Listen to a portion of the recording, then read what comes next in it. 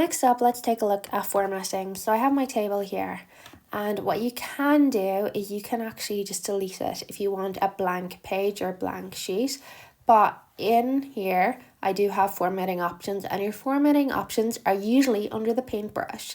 So you can do things like changing the colors, the amount of headers, the rows and columns, the row and column size if you want them to be larger or smaller, to put a title on there.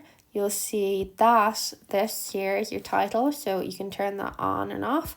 You can turn a caption on and off, so the caption's below it. Just turn that on and it should be down here. And then you have your table outline. So that's just the outer outline, and then alternating rows in terms of colors. You also have grid options, so I can turn some of these off if I don't want them. I'm going to turn them all back on because I do want them for now. And then your fonts and the font size. If I go into my cells, we have options such as your text styles and colors, style fills in here. And you also have borders, so which ones to turn on or off. So I'm just going to go with this one here.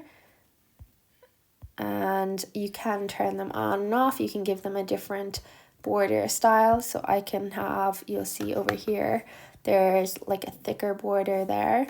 If I tap, I'm just going to highlight the whole of my table here.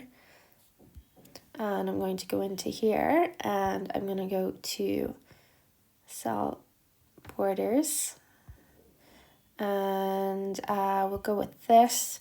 And we're going to make these like red or orange and a different line type, like a dotted line type. So because I only have this one highlighted there, you're going to see that there. And it means you can customize it if you're putting information in there. That also did change though.